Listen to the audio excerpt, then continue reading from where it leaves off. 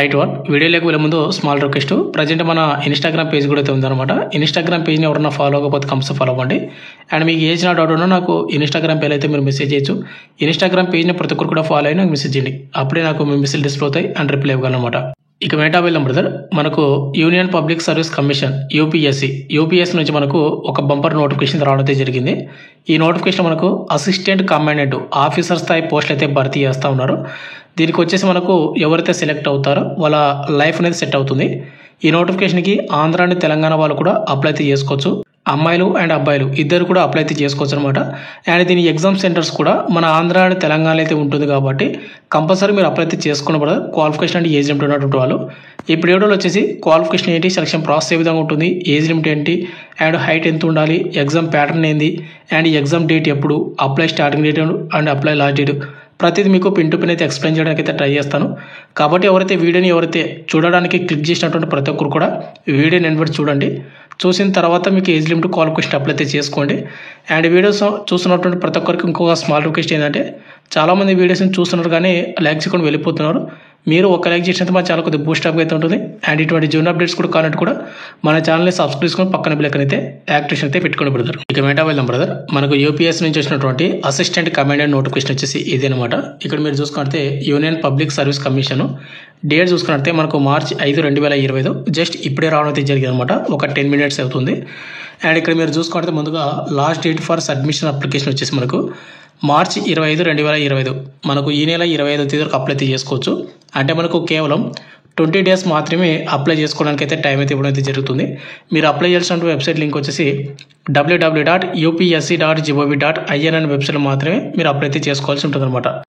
And దీనిలో వచ్చేసి మనకు ఏమేమి పోస్టులు భర్తీ చేస్తున్నారంటే, సెంట్రల్ ఆర్మ్డ్ పోలీస్ ఫోర్సెస్ వచ్చేసి మనకు అసిస్టెంట్ కమాండెంట్ ఆఫీసర్ స్థాయి పోస్ట్ అయితే మనకు భర్తీ చేస్తూ ఉన్నారు అనమాట.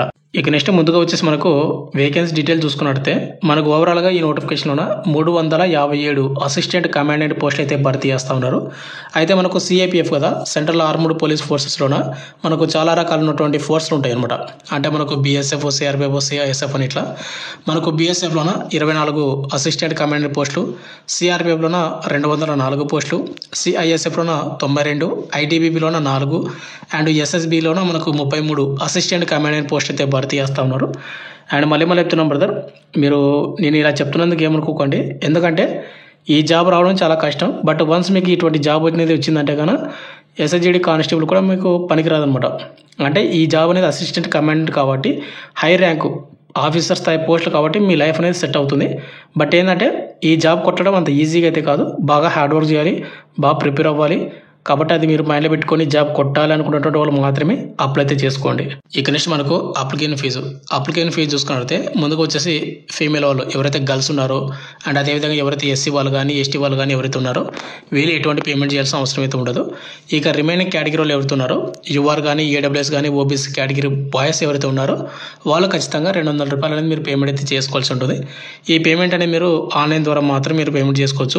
అంటే మనకు UPI, master card, visa card, credit card, debit card ఇట్లా అనమాట. చాలా రకాలైనటువంటి వేవ్స్ అయితే మనకు పేమెంట్ చేసుకోవడానికి అయితే ఉంటుందన్నమాట.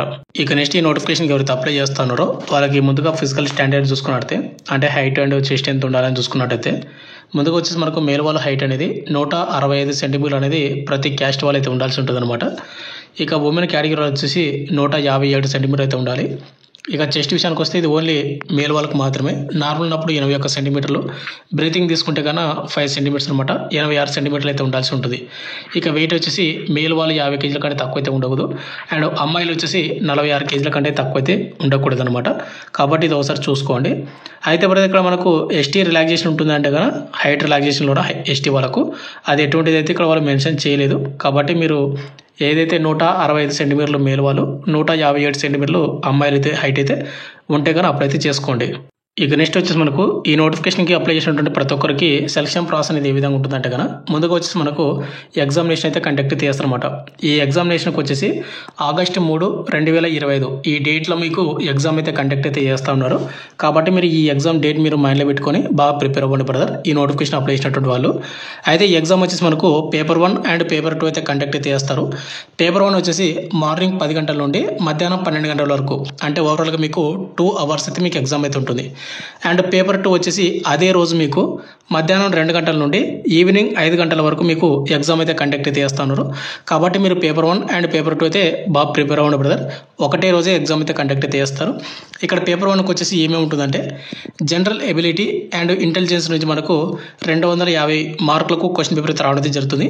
మల్టిపుల్ చాయిస్ క్వశ్చన్స్ అనమాట. ఇవన్నీ కూడా ఆబ్జెక్టివ్ టైప్లో అయితే ఉంటుంది. క్వశ్చన్ పేపర్ వచ్చేసి మీకు ఇంగ్లీష్ అండ్ హిందీ ఈ 2 లాంగ్వేజ్లో మాత్రమే ఉంటుంది అనమాట ఎగ్జామ్ పేపర్ అనేది. ఇక నెక్స్ట్ వచ్చి మనకు పేపర్ 2కి వచ్చేసి general studies and easy and comparisons నుంచి మనకు 200 మార్కులకు క్వశ్చన్ పేపర్ అయితే ఉంటుంది. అండ్ ఇది వచ్చేసి మనకు ఇంగ్లీష్ అండ్ హిందీ లాంగ్వేజ్లో మాత్రమే ఉంటుంది. అండ్ చూసుకోండి బ్రదర్. అయితే బ్రదర్ నేను మళ్ళీ చెప్తున్నాను, ఈ ఎగ్జామ్ అనేది చాలా టఫ్ అంటే టఫ్ ఉంటుంది. ఎందుకంటే మనకు UPSC union public service commission board అనేది మనకు ఎగ్జామ్ అనేది కండక్ట్ అయితే చేస్తుంది. కాబట్టి అంత ఆషామాషిగా అయితే ఎగ్జామ్ పేపర్ అయితే ఉండదు. బాగా ప్రిపేర్ అవ్వండి. ఎగ్జామ్ అంటే క్రాక్ చేయాలి, జాబ్ కొట్టాలి అని మెంటాలిటీ ఉన్నటువంటి వాళ్ళు దీనికి అప్లై అయితే చేసుకోండి. ఇక నెక్స్ట్ మనకు ఎగ్జామ్ సెంటర్స్ వచ్చేసి ఇక్కడ మనకు ఎవరైతే తెలంగాణ క్యాండిడేట్ వాళ్ళకి వచ్చేసి హైదరాబాద్ అయితే ఎగ్జామ్ అయితే కండక్ట్ అయితే చేస్తారన్నమాట. అండ్ ఎవరైతే ఆంధ్రప్రదేశ్ వాళ్ళు ఎవరుతున్నారో కింద వచ్చేసి మనకు విశాఖపట్నంలో అయితే కండక్ట్ అయితే చేస్తారు. అదేవిధంగా తిరుపతి అయితే ఉంది కదా, ఈ 2 సెంటర్స్లోన ఆంధ్రప్రదేశ్ వాళ్ళకు, తెలంగాణలోకి వచ్చేసి కేవలం హైదరాబాద్లో మాత్రమే ఎగ్జామ్ అయితే కండక్ట్ అయితే చేస్తారు. ఇక నెక్స్ట్ మనకు ఎగ్జామ్ అయిపోయిన తర్వాత మనకు physical standard test and physical efficiency test అయితే ఉంటుంది. అండ్ ఫిజికల్ స్టాండర్డ్ టెస్ట్ వచ్చేసి మనకు హైట్ అనమాట. హైట్ ఎంత ఉండాలి, చెస్ట్ ఎంత ఉండాలి, వెయిట్ ఎంత ఉండాలి అనేది నేను ఆల్రెడీ మీకు చెప్పాను కదా, అదైతే ఉండాలి హైట్. ఇక నెక్స్ట్ మనకు ఫిజికల్ ఎఫిషియన్సీ టెస్ట్. ఇక్కడ ఫిజికల్ ఎఫిషియన్సీ టెస్ట్ అంటే మనకు రన్నింగ్ అనమాట. ముందుగా వచ్చేసి రన్నింగ్ అనమాట. 100 మీటర్స్ రన్నింగ్ని మేల్ వాళ్ళు 16 సెకండ్స్లో కంప్లీట్ చేయాల్సి ఉంటుంది. అదేవిధంగా అమ్మాయిలు వచ్చేసి 18 సెకండ్స్లో కంప్లీట్ చేయాల్సి ఉంటుంది.